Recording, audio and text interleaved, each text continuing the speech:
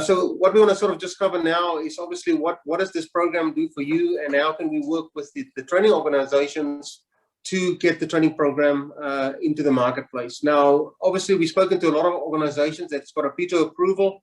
We do have a dilemma at the moment because PITO is using one company that provides the BOSS, digital BOSS. We are trying to make sure that the industry knows what we're doing, the research that we've done, the significance of the workload that we developed, to make a pitch to a PITO to sort of look at our program.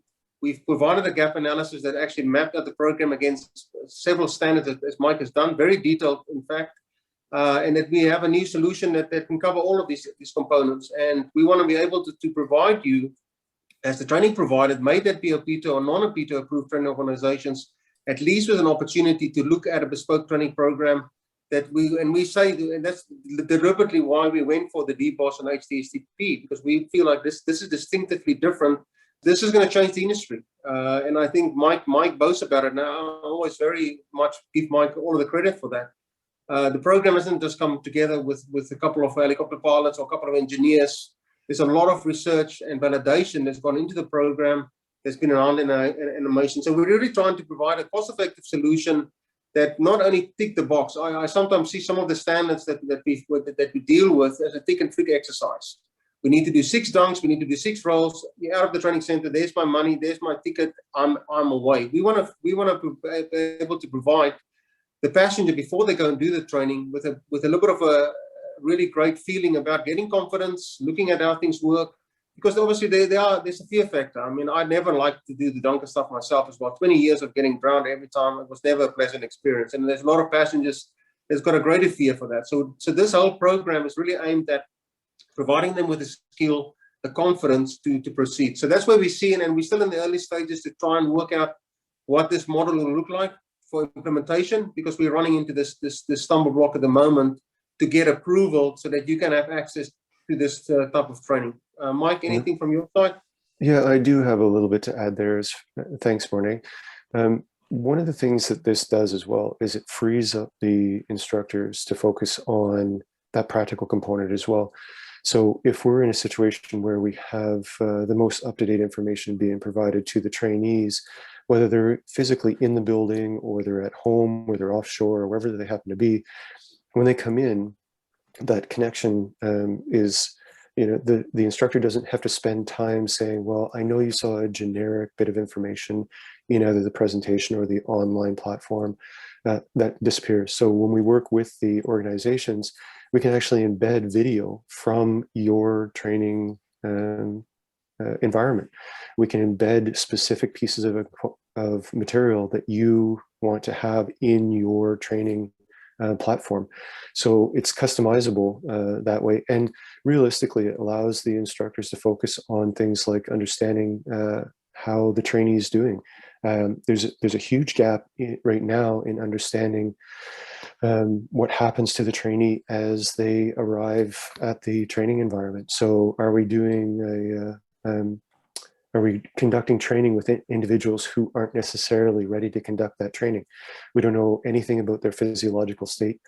So there's a number of things that can happen as we move forward. If we standardize the platform and the information when the trainee arrives, there's time that can be used for other applications. They can actually cover more material. We know that from research that individuals cover online material much faster than they do in the classroom. They don't get distracted by stories that might be important at the time that the instructor thinks is important. And we can definitely speed up the process if we need to, as far as the beginning to end. That's particularly true for those individuals who are coming for recurrency programs. So we can customize that, and they're not necessarily seeing the exact same material they saw 3 or 4 or 5 years ago, depending on the recurrency process. Thanks, Morning. Yeah, I think that's great. So yeah, the main focus is customization. We don't see one size fits it all. We want to be able to sort of say what kind of life jackets you use in your system, what CAEBS systems you guys use, what immersion suits is used in that region. And we've pretty much got a fairly healthy library, again, covering those things in great detail to show the operation of some of that equipment as well, that sometimes is not so covered so well with even the providers of those equipment. that we can enhance the training a little bit further. Morning, I have another question that's come in, and I figured we would just address them as we're moving along here. Someone's asking about being able to integrate this information into the Bosset or the T-Bosset. And, I think that the goal is, and we've mentioned this before, is this is an alternative solution. I think that there's definitely some information that's not being provided currently in the Bosset or T-Bosset, and we haven't necessarily, we've engaged OPITO representation in the past, and we haven't necessarily moved forward with that too far, but the idea is that this would be an alternative for individuals that are currently offering those programs. So, it's definitely a goal to be able to do that. I think eventually we will be able to get it to the point where enough operators and training providers are asking for this updated information and this consolidated platform that there will be a change at some point. We're just not sure how long that's going to take. That's why we wanted to have the webinar now, get the information out to all the training providers, whether you use OPITO standards or not. This information is ready to go, and we're happy to work with all the organizations, but I think it'll take some time before we see the switch at OPITO for the T-Bosset and the Bosset. Yeah, I think this as well. We don't want to have plug and play in that sense. We believe this is sort of setting a new benchmark for training. Nothing new. We complement the existing standards. We're not trying to rewrite the standard. We've identified several weaknesses in the standard itself, may that be through the practical training or the theory. We've identified significant shortcomings in those areas. So for us, we want to make sure that this program is a holistic solution. We don't want to see this program being cut up and just patch up OPITO training programs. We want to see this training program that meets and exceeds. Doesn't matter if it's a Canadian standard, and we will have the ability as well to make sure that if you go for certification or auditing, that your training program will meet that standard. If it's a Canadian standard or a Norwegian standard or UAE standard or a China standard, we want to take this program and simply adjust the content to be, but we don't see this to be flogging. Module 2 goes to Bosset and module 3 goes to UAT. We don't see it as that. We see it as a complete turnkey solution for the training providers to have state-of-the-art training that will complement the training. So the next thing that we're going to talk through, and Mike will actually, I'm just going to take you through the LMS where we actually have developed the training programs. HDSTP, we originally started with that. The HDSTP ended up being 13 modules. Now, I'm not going to go into great detail, but 13 modules for a basic HDST program, which is an intense program, but we developed it specifically so advanced that it will be for the instructor package. So from that, we can then move to scale it down for the participants. So what I'm going to do is, at this point, I'm just going to stop sharing my screen, and hopefully with Zoom will allow us to continue and there won't be too many crashes. So what I'll do is I'm going to take you into the live environment now, where we have developed the DBOSS and the programs that we developed. Okay, and I know that we're down to about 6 minutes for the hour. Yeah. Just so we'll cover along there, and I have one other question about whether we've approached the large oil and gas companies like Shell and BP and Total and those individuals. And we have, in fact, there's going to be, I think there's probably some of those representatives on the line here with us today. So, the idea is to get the information out there, and hopefully we'll make some traction with those individuals. And ideally, we want to present the best information, and most of those organizations do, as the question or the person noted. It's a matter of getting ourselves organized around what standard they want to be utilizing and how we implement that. So as you can see, we're going through the introduction here for the DBOSS and being able to be interactive, so individuals are able to look at the specific information, and we can add that information as we go along. So we'll work with the organization and include the specific platforms and vessels that they have in their environment. We have a number of definitions that we put in place that are used throughout the industry that are not necessarily always understood by the individual, and in some cases not necessarily understood by the instructors as well. So we've used a number of case studies. So the Deepwater Horizon, Piper Alpha, some of the more recognizable events, and tried to delineate some of the information that's there. We've talked about all the different hazards. We've talked about all the different equipment that's there, whether it happens to be a free fall lifeboat or a lifeboat that has a prod system on it, whether it's a frog system for transferring individuals. We've included passenger briefing, full passenger briefings that are subtitled if they need to be, or we can change them in a different language. And we're in now the helicopter component, so the Hewitt component, as people might call it.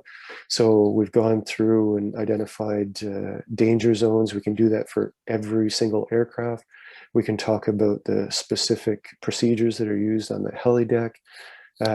Boarding, we can talk about the harnesses, and we've done research. I was able to do some research with Shell a number of years ago on whether or not those 4-point harnesses will release under full tension. So we used a 200-pound mannequin, and we rotated the simulator to all different angles and used a pull string to be able to function the system, and it worked in every position. There was no angle that we couldn't get those harnesses to release under tension. So someone could be hanging in their seatbelt, let's say in a side floating position, and the harnesses still work. So, you know, when we talk about some of the research that's been done and the recommendations in the CAP 1145 or the 1877 talking about side floating capabilities, the research that's been done in that area is very minimal. There's only, in fact, one study that was done by CAA with only 2 participants in there based on the protocol of the testing.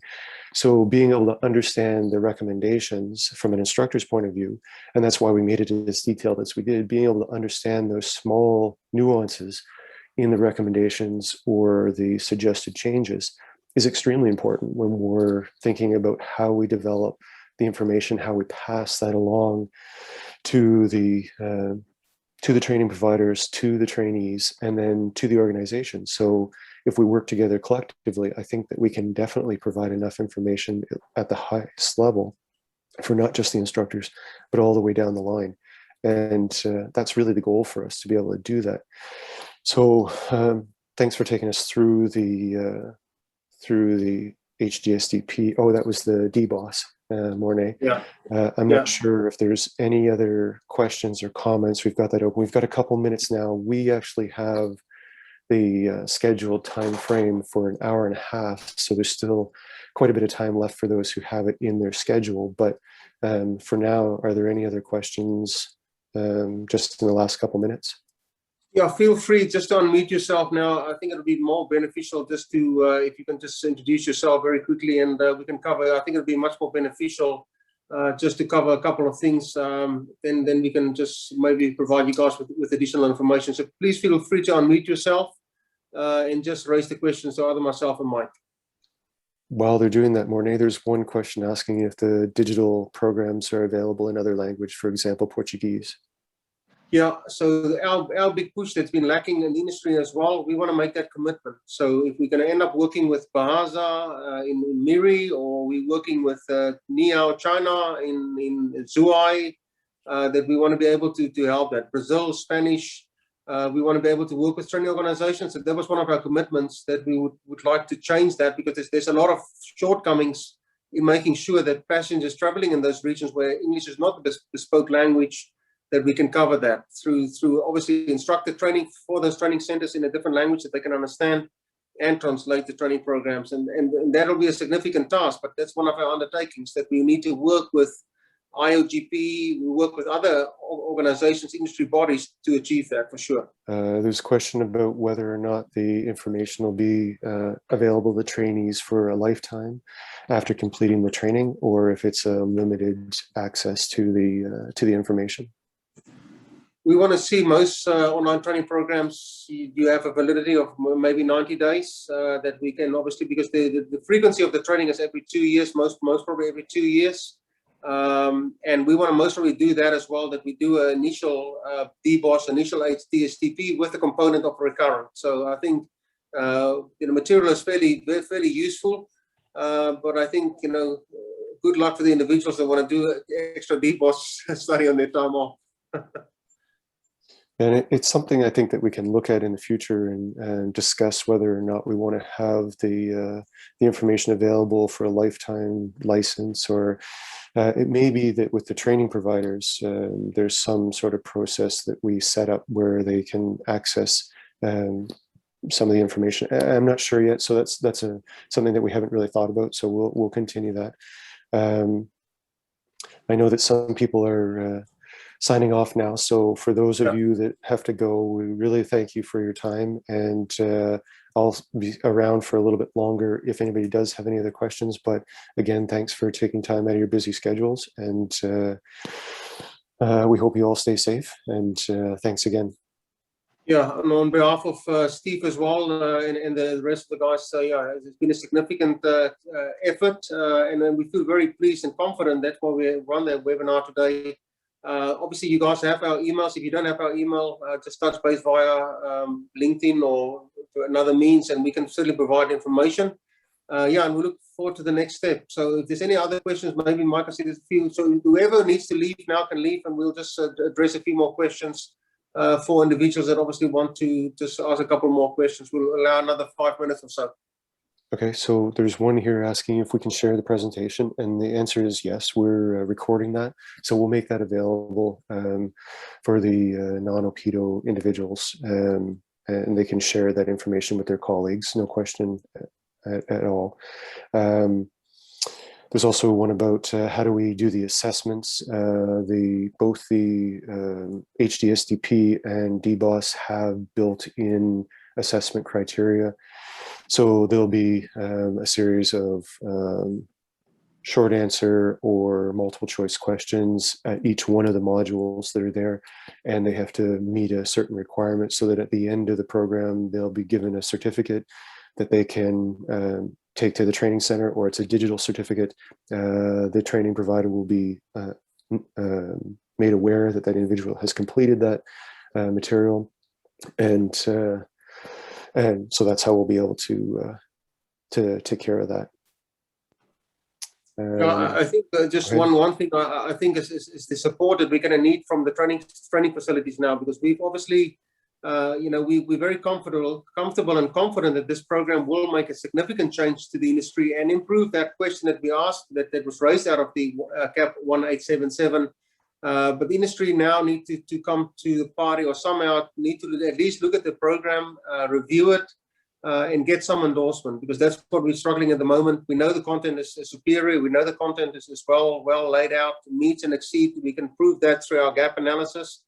We now just need the IOGPs and the members that actually take ownership of safety in the offshore industry to look at the program a little bit closer and just make us available for an alternative solution for digital. And especially, I mean, COVID-19 doesn't really have to, we haven't really sold that as that idea, but we believe that this training programs will be, even with prior COVID-19, this training program would have added great value in the quality of training that the participant will receive during their initial or recurrent training.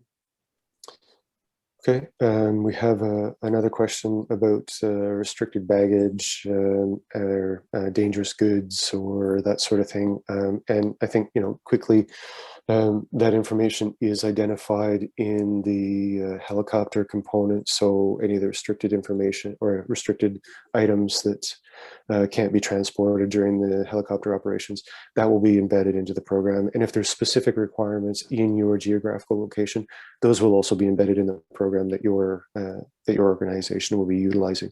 So, that's the beauty of being able to do this digitally. We can work with the organizations, and if there's specific requirements, that stuff can be added in. There can be a checklist, basically a grocery list that individuals are able to identify. I want this helicopter, this life jacket, this immersion suit, this specific bit of information for this installation, this rescue basket, these sorts of things. So that those can all be implemented in there. If you want to access, if a new piece of equipment comes into the environment, we've already done the work on that, then it's just an easy fix to be able to click that in there and be able to add that in there. So Hopefully that answers the question. There's another one here about how do we standardize the briefings if it's 5 minutes or 14 minutes without removing any of the vital information in the briefing. So Mornay. Yeah, I think, and I'm not sure if Patrick Bosman will be superb if he's still on the line, because I know the HSAC is going through. I just attended a conference with HSAC recently, and there's workshops going on at the moment to look at what are those components that needs to be part of a minimum briefing video, because I think that's a big obligation. There's no point in providing passengers with the state-of-the-art training and the safety briefing video that they get on that helicopter type is lacking critical information, because we're gonna find ourselves again in the next accident that the safety briefing video was too short, it didn't cover the elements. So there's a little bit of, and I think I've got a fair amount of experience now with running safety briefing videos. What I encourage people to have in the briefing video, at least to cover the things that you think from a pilot perspective or from a passenger perspective, what level of confidence, if I'm being knocked unconscious, what level of confidence does the passengers, by just looking at the safety briefing video, that they can manage themselves offshore? Because they always think two pilots is going to end up in a life raft and we're going to manage the passengers in the back. That might not be the case. So it's very important that we obviously enhance the safety briefing videos with clear instruction on how to deploy a life raft, what to do in that kind of scenario as well. So I think the thing is as well that I'm happy to promote as well, with the permission of the operators, is to make a safety briefing video available to the training center. So when you operate in that region, there might be only two operators, and then you have access to the safety briefing video, that we can look at that as well. So that's another added complement. It's not just the training material, the full passenger safety briefing videos, obviously, that we develop for countries from Mexico, Spain, Australia, the UK, Denmark, and so forth. Those passenger briefings are available that either meets regulatory requirements. Most safety briefing videos are governed by regulatory operators. Then there's IOGP 690 that have specific requirements for that. BOSS, the Basic Aviation Risk Standard, they got certain things. So we really need to, between all of those organizations, we need to standardize what should be in a briefing video, because there's too much conflict information, and that's why people find it very difficult to come up with a structure. So the next question is, what operating companies are accepting the course at this time? I would love to say every single operator is accepting the course, but this is the official launch of the program. So at this point, there's no specific operators that are accepting the course as their new standard, but that's the plan as we move forward, working with the training providers. We can work with the operators that are in that area and make sure that it covers the material that they want to be covered. And as Mornay said, you know, we can develop from the two digital programs, we can develop an in-class presentation for the instructors. So as we go through, we can pull out material that we think is important, and they can use that as their classroom presentation. So it's seamless between the individuals who do face-to-face versus those that are doing the digital component. So there will be no difference in the material that's delivered to those. So that's one of the other nice advantages of being able to do this, is that we can pull that material out and provide that for the face-to-face component as well. Yeah, I think I just saw one question actually flash up there as well. The instructor-led training programs, there's significance. For example, when we show the animation of the seatbelt, Mike, you can maybe come in there as well, but I just want to emphasize, when we do for the instructor side of things, where we need to emphasize on certain things that we need to focus on for passenger safety belts. Remember, Mike, when you fit any part of your deployment device or your emergency deployment of the life raft shouldn't be covered with the seatbelt. Any straps, so those kind of things we can really emphasize in the animation for instructors to sort of say, look at this animation. We really want to make sure that passengers are fully aware, when you carry a CABS, your shoulder strap should be well clear of that device. Your manual deployment of the life raft or life jacket should be well clear. So there's really those kind of things that we can use existing animations.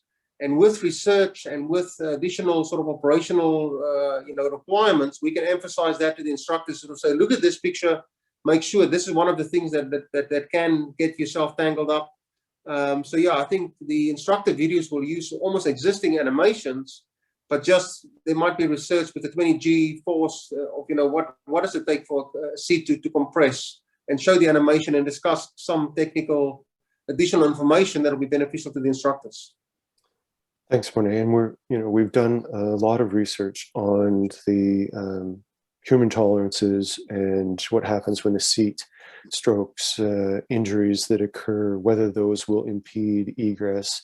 The small little things, as you mentioned, we did testing with something as small as a piece of paper, even a safety card sitting over top of the release mechanism for a harness.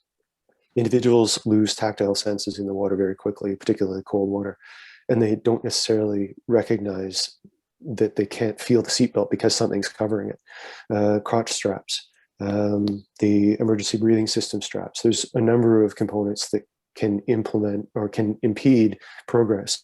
So those things have been embedded into the program. So when we talk about brace positions, we talk about tucking away loose items, we talk about all the different things that are in there.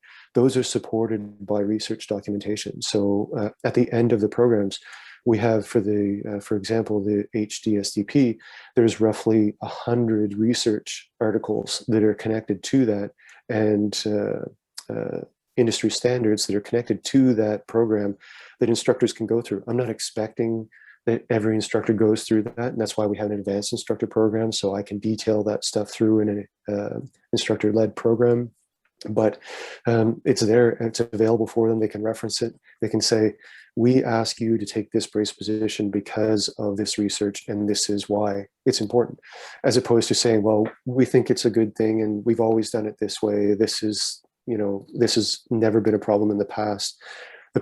If it's not been empirically investigated, we don't know if it's going to be a problem until it actually is, and then it's too late.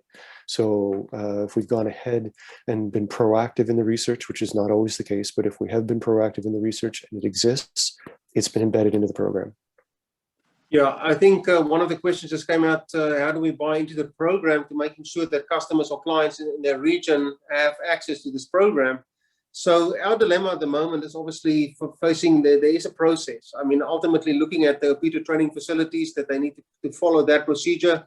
We do have a dilemma, and I think we're not out here to create propaganda and to shoot arrows, but we want to just be able to be seen that we have developed something that was obviously, I think, one of the actions that was supposed to be taken was to review the current BOSET. The current BOSET, when we did the review of that BOSET program, that's, I want to say, appalling. That we're sitting with a program that is well short of up-to-date information that has not been updated since, well, I want to say 2016, because that's when Digital BOSET went live. We're now 5 years down the track, and the information presented and that's why I think I get fairly passionate, because we've now went to industry and say, we want to, and we haven't had a response. So I think that's why we said, well, let's just go ahead. We call it something else because we believe this is something different. The quality of the training is so different that we don't want to be associated with that kind of terminology because it's not been updated. So we want to be able, I think, work with the training centers. We need to try and get some voice to organizations, might it be BPs or Chevrons or people that actually drive the industry forward. OPITO is just representing the industry. The industry need to step up to the plate and say, hey, there's a program that meets the requirements. It far exceeds what's currently available.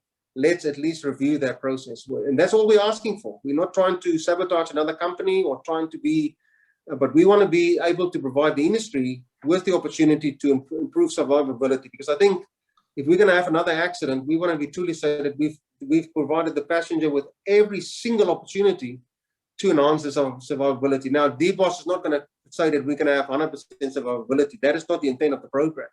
But we want to at least make sure that that experience that they have at the training center is not just, I'm current, I'm good for 2 years, thanks heavens I didn't drown, and I didn't get bubbles up my nose, and I'm good to go. So I think that we obviously need the support. The buy-in will come from the oil companies that fly their passengers daily on helicopters for offshore flights, may it be in Malaysia, Indonesia, Australia, wherever. That's what we need to do. We need to have an industry voice to sort of say, hey, let's have a look at this program, because this is ultimately something fairly new out of the box, and we believe it will walk over any program that's currently available out in the marketplace.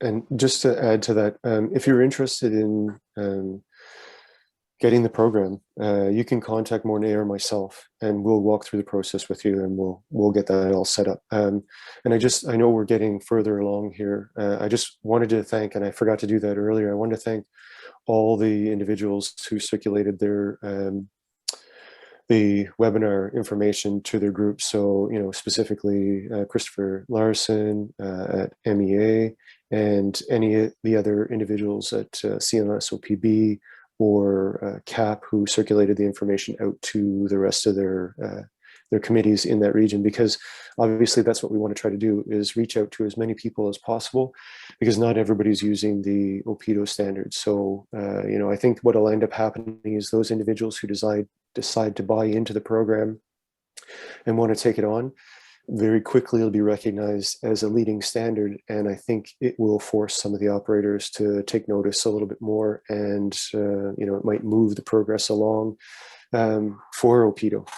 I can't say that for sure, but it's not just OPIDO, it's the Canadian standards and the Australian standards and all the other standards that are around the world. If we start to have more and more people take this this advanced program, then hopefully that'll start to move things along. Yeah, no, that's great. I think we pretty much will come to an end, but I think just on summary from my point of view, this hasn't been in the making for 2 months. We've plowed in between myself, Mike, and Steve Walters. We've done a phenomenal job. It wasn't just basically cut and paste and move the things around. There's a great structure to the program.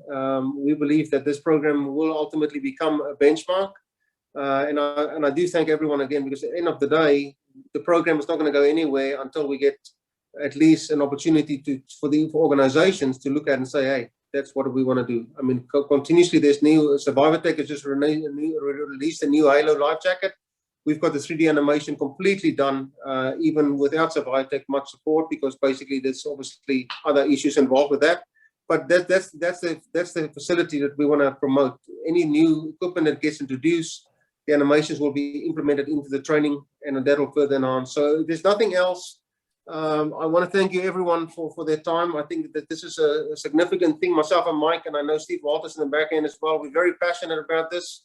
All we want to see is that we can provide training centers with the alternative solution. And I leave that thought. Any closing thoughts from either yourself, Mike, or Steve? No, I think, you know, we really appreciate your time. It's great to have so many people be interested in this. And like I said, please don't hesitate to reach out to Mornay or myself. We will be posting the recording on either YouTube or LinkedIn, I'm not sure. And all of our contact information is in the initial registration email as well. Yeah, that's great. I think I'll leave the opportunity as well in the regional training centers that want to have a review of what we've done, all the modules, the content, the details, the interactions, the animations. We can run another separate Zoom meeting for that as well, that we can show the full detail, and we can go from there. So yeah, if there's nothing else, I wish everyone a safe stay wherever you are. There might be some good mornings, some evenings, and I know there's some people from China as well. It might be fairly late. I know Steve Walters there in Australia is cracking past midnight now. So thanks for everyone's time, and yeah, thanks for your interest. Much appreciated. Thanks, everyone. Excellent stuff. Thank you. Thanks, Stephen. Good morning, all. Thank you. Good night, everyone.